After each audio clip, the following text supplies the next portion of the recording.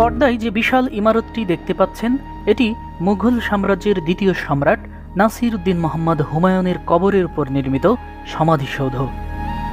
সমাধিসৌধটি এতটাই বিশাল আর এতই নান্দনিকতায় ভরপুর যে দূর থেকে দেখলে যে কেউই মনে করবে এটি কোনো রাজপ্রাসাদ।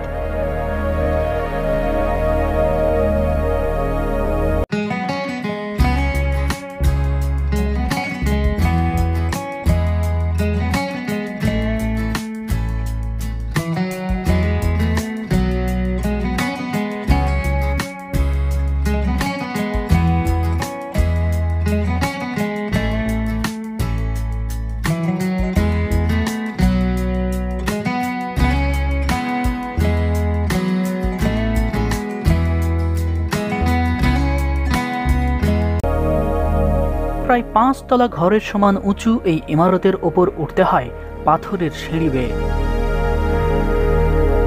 লাল বেলেপাথর দিয়ে তৈরি নান্দনিক ডিজাইনে ঘেরা এই সমাধিসৌধের চারপাশে এমনকি আনাচে কানাচেও ছড়িয়ে ছিটিয়ে রয়েছে কবর আর কবর।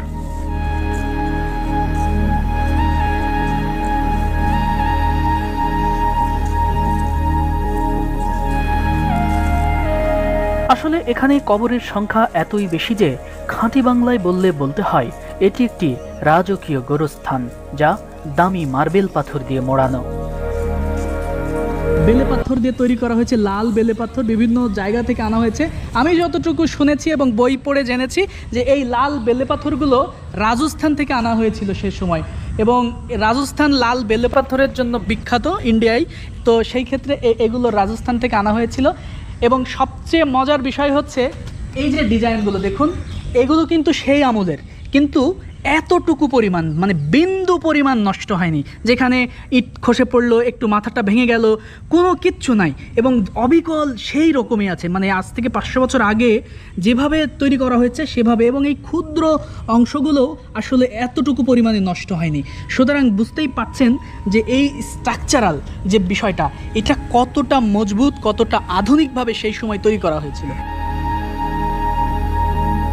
সম্রাট হুমায়ুনের কবর রয়েছে এই বিশাল ইমারতের অভ্যন্তরে। তবে তার কবরটি দেখার আগে চলুন হুমায়ুনের কর্মময় জীবন সম্পর্কে খানিকটা জেনে আসি। হুমায়ুন ছিলেন মুঘল সাম্রাজ্যের প্রতিষ্ঠাতা সম্রাট জহির উদ্দিন মোহাম্মদ বাবরের ছেলে, যিনি পানিপাথের প্রথম যুদ্ধে ইব্রাহিম লোদিকে পরাজিত করে এই দিল্লিতে প্রতিষ্ঠা করেছিলেন তার মুঘল সাম্রাজ্য। বাবরের সেই পানিপাথের যুদ্ধে অন্যতম সহযোগী ছিলেন ছেলে হুমায়ুন। 1526 সালে পানিপথের প্রথম যুদ্ধে জয়ী হওয়ার পর বাবর ছেলে হুমায়ুনকে পাঠান আগ্রায়। উদ্দেশ্য ছিল আগ্রা থেকে কেউ যেন রাষ্ট্রীয় মালামাল লুট করতে না পারে। তবে কোনো কোনো বর্ণনায় পাওয়া যায় হুমায়ুন সেদিন সরাসরি আগ্রা হয়ে গোয়ালিয়র এসেছিলেন, কারণ গোয়ালিয়র ছিল মারাঠা শিবিরের শক্ত ঘাঁটি।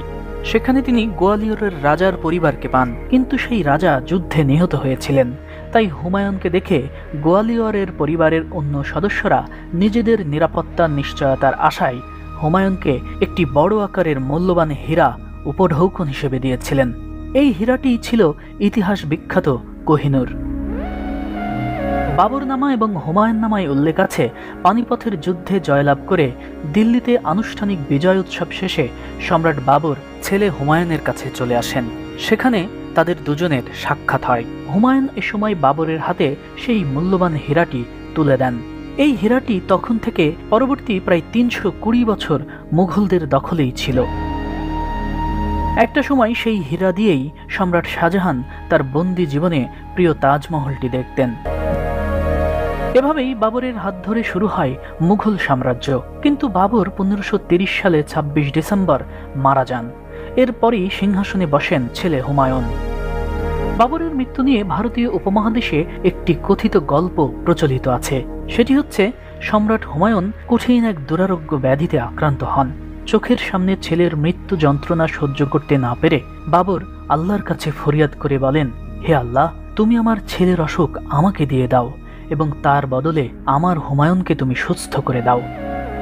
বাবরের এমন প্রার্থনার পরেই নাকি আশ্চর্যজনকভাবে হুমায়ুন সুস্থ হয়ে ওঠেন এবং বাবর অসুস্থ হয়ে যান। তবে ইতিহাস থেকে জানা যায়, ইব্রাহিম লোদির মা বাবরকে হত্যার জন্য বিষ প্রয়োগ করেছিলেন। সেই বিষের ক্রিয়া তার শরীরকে ধীরে ধীরে অসুস্থ করে দেয় এবং এক পর্যায়ে বাবর মারা যান। বাবর মারা যাওয়ার পর শুরু হয় হুমায়ুনের রাজত্ব। তবে তিনি তার সাম্রাজ্য বেশি দিন ধরে রাখতে পারেননি। 1539 সালের 26 জুন চৌসাই এবং 1540 সালে কৌনুজে শের শাহের কাছে যুদ্ধে পরাজিত হয়ে সিংহাসন হারান হুমায়ুন। এরপর প্রাণ হাতে নিয়ে লাহোরে আশ্রয় নেবার চেষ্টা করেন তিনি, কিন্তু তার সৎ ভাই মির্জা কামরানের ভয়ে সেখান থেকেও পালিয়ে যান তিনি। পরে তিনি অমরকোটের রাজা রানা বীর শালের কাছে সাহায্য প্রার্থনা করলে তিনি হুমায়ুনকে আশ্রয় দেন। এই অমরকোটেই 1542 সালে হুমায়ুনের স্ত্রী জন্ম দেন এক পুত্র সন্তান, যার নাম রাখা হয় আকবর। ওদিকে হারানো সাম্রাজ্য পুনরুদ্ধারের প্রবল বাসনায় হুমায়ুন এর পরের বছর অর্থাৎ 1543 সালে বোলান গিরিপথের পাশ দিয়ে আফগানিস্তান হয়ে চলে যান পারস্যে। এই সময় তার সফর সঙ্গী ছিলেন তার স্ত্রী হামিদা বানু বেগম, বৈরম খাঁ এবং মুলাপির মোহাম্মদ। হুমায়ুন পারস্যে পৌঁছালে পারস্যের বাদশাহ তহমাস্প তাকে আশ্রয় দেন এবং ভারত জয়ের জন্য সাহায্য করেন।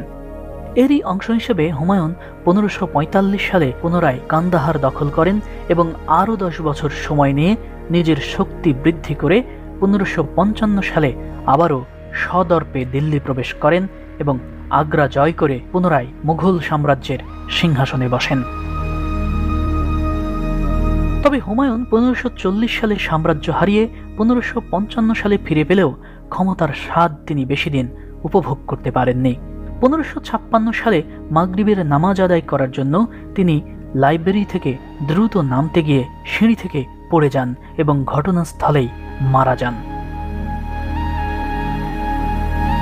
পর্দায় সম্রাট হুমায়ুনের যে রাজকীয় সমাধিটি দেখতে পাচ্ছেন, এটি 1562 মতান্তরে 1565 সালে নির্মাণ শুরু করেন হুমায়ুনের স্ত্রী ও সম্রাট আকবরের মা হামিদা বানু বেগম, যার নকশা করেন পারস্যের বিখ্যাত স্থপতি মিরাক মির্জা গিয়াস। হুমায়ুনের সমাধিটি ভারতীয় উপমহাদেশের প্রথম উদ্যান সমাধিক্ষেত্র। দিল্লিতে হজরত নিজামুদ্দিন আউলিয়া রহমতুল্লাহ আলাইয়ের মাজারের পাশেই এই সমাধিসৌধের অবস্থান। সে সময় এটি নির্মাণে ব্যয় হয়েছিল প্রায় 15 লক্ষ টাকা। মুঘল সাম্রাজ্যের সাক্ষী হতে এসেছেন, অনুভূতিটা কেমন? জি, খুবই ভালো। এখানকার প্রত্যেকটা আর্কিটেকচার, একটা মুঘলের যে ছাপটা, সেগুলো খুব ভালো লাগে। আর এখানকার সব থেকে বড় ব্যাপারটা হচ্ছে সব কিছু এখানে বেলে পাথর এবং মার্বেল পাথরের একটা সমন্বয় আছে, তো খুব দামি একটা ব্যাপার। আর তাছাড়া এখানে রক্ষণাবেক্ষণও দেখলাম বেশ উন্নত ভালো, এবং বাংলাদেশের থেকে আরও বেশি রক্ষণাবেক্ষণ এখানে করা হয়। এই বিষয়টা আমিও বলতে চাই যে এখানে আমি এসেছি এবং মানে এই হুমায়ুন টোম্বটা আসলে বিশাল এলাকা, একেবারে ছোটোখাটো একটা ক্যান্টনমেন্টের মতো আমার কাছে মনে হয়েছে। চারিদিকে বিশাল প্রাচীর এবং অনেকগুলো এরিয়া নিয়ে এখানে তৈরি হয়েছে, কিন্তু এই জায়গাগুলো দেখেন এতটুকু পরিমাণ কাগজের টুকরো পর্যন্ত নেই, মানে ময়লার মও নেই। তাহলে এখানকার রক্ষণাবেক্ষণের দায়িত্বে যারা আছেন তারা নিশ্চয়ই আপনারা বুঝতে পারছেন যে এই জায়গাটা কতটা সুন্দর করে তারা রেখেছেন। সত্যিই তাই, সম্রাট হুমায়ুনের সমাধিসৌধের চত্বর দেখলেই প্রাণ জুড়িয়ে যায়। চারিদিকে সবুজে ঠাসা, আবর্জনার স্তূপ তো দূরের কথা, একটি কাগজের টুকরো পর্যন্তও নেই। একেবারে ঝকঝকে তকতকে এখানকার চারপাশ। দিল্লির তাপমাত্রা সম্পর্কে নতুন করে বলার কিচ্ছু নাই, প্রচণ্ড তাপ। 44, 45, 46 এমনকি 47-8 পর্যন্তও এই শহরে তাপমাত্রা ওঠে এই সময়ে। প্রচণ্ড গরমে তাই দর্শনার্থীরা যখন এখানে এই বিশাল এরিয়া চলাচল করে পায়ে হেঁটে, তখন তাদের প্রচণ্ড পিপাসা পায়। আমারও খুব পিপাসা পেয়েছিল, কিন্তু এখানে দারুণ একটা ব্যবস্থা আছে, এখানে বিশুদ্ধ পানির ব্যবস্থা আছে। আমি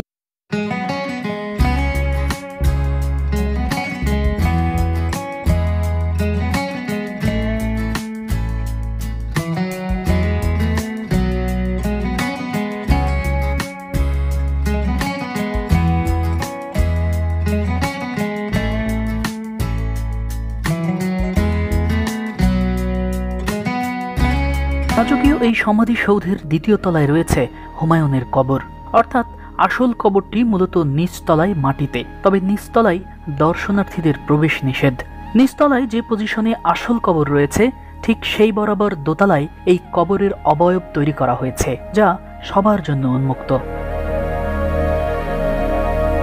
সম্রাট হুমায়ুনের সমাধিসৌধটি দেখার মতো। বাইরে যতটা রাজকীয়, ভেতরটা তেমনি সৌন্দর্যে ঘেরা।